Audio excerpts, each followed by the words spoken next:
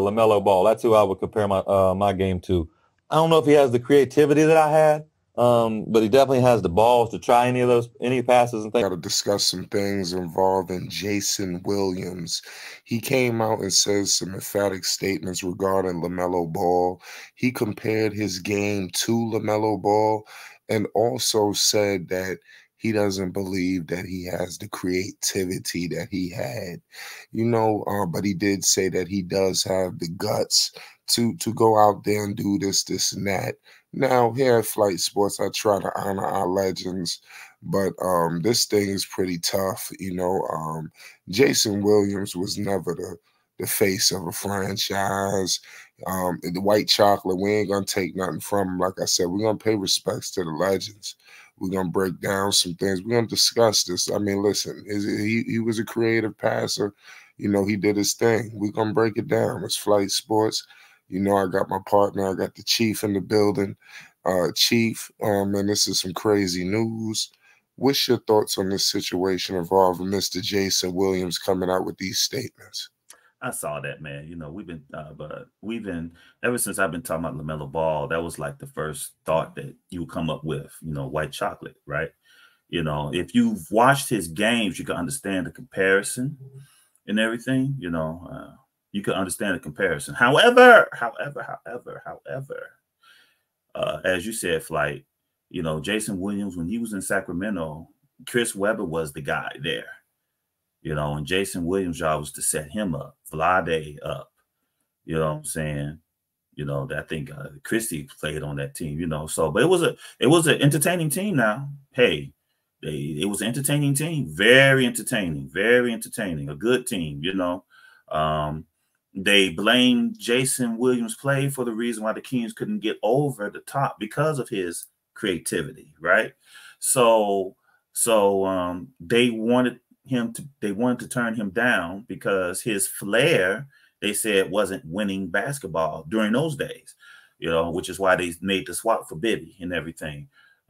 So I want the creative flair, quote unquote, that LaMelo has, but I don't want it tied to him being just this flashy player like White Chocolate, but was not able to himself lead a team in terms of winning. So that's the only thing I'm careful about when those comparisons are made, because though he was entertaining, Flight, everybody want to rewrite the history now, but though he was entertaining, he was never taken seriously as a basketball player. It is what it is. I dare anyone to challenge me on that. Jump in the comments, please. Yeah, you truly believe that. That's why I'm saying it's really tough with Jason Williams when he said these things. And it's not to obviously LaMelo could control what he could control, but it's a bigger hand here. Like you said, you see Jason Williams, the weapons he had, they had to bring in Bibby. The Hornets they're not dealing with any situation like that. LaMelo truly hasn't had a fair shake out here, since he's been drafted. He's tried to galvanize these parts, and what people don't give Melo credit for is they were knocking at the door 2 seasons in a row. This downward slope just occurred, with the Miles situation that was all out of whack. Their whole rhythm, the Airbnb, everything just got out of rhythm, but people don't remember that LaMelo was going to be a winning player in this league, and he still will be. It's just these hiccups. And now with the new front office, they have to be able to assist him in getting to these goals. These goals are bigger than individual. At this point, what more do we need to see individually from LaMelo? We know what he can do, obviously, if you want to get the individual accolades, but at this point, Melo wants to get the team to the postseason. What's your thoughts on that situation, on Melo not getting a fair shake and trying to wiggle out of this stigma that the media is trying to put on this man? That's right. He never got it. I remember having a discussion on another panel where I said that this year is year one for LaMelo Ball, because this is the first time that he's actually been recognized as the franchise. In the previous years, though he was talked about a lot, under the previous regime, Gordon Hayward and Terry were talked up, particularly Gordon Hayward. He was talked up. Even when LaMelo made his All-Star, I'll never forget it. LaMelo Ball made an All-Star, one of the fourth youngest All-Stars in NBA history. And Mitch Kupchak is busy talking about how good Gordon Hayward is. And it's like, what? So now, even under those conditions, the Hornets made 2 play-ins, even under that foolishness, right?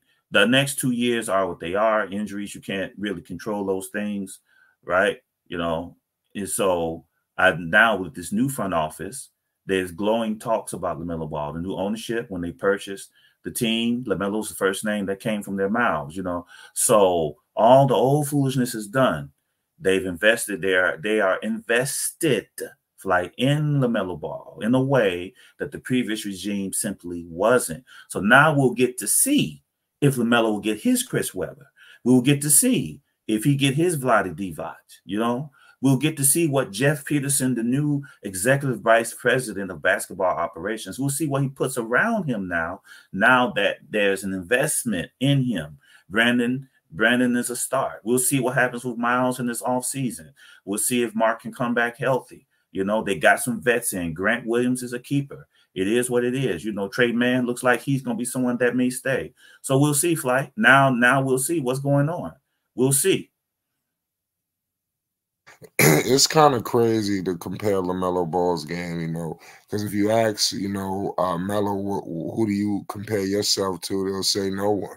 That's right. So it's kind of crazy. Who do you compare LaMelo Ball to? Because you hear Jason Williams. I mean, with all due respect, there were other players with this creative flair as well.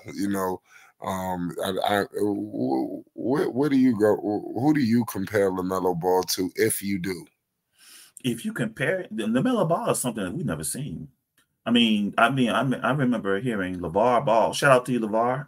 He compared LaMelo more to a Penny Hardaway because of his size, right?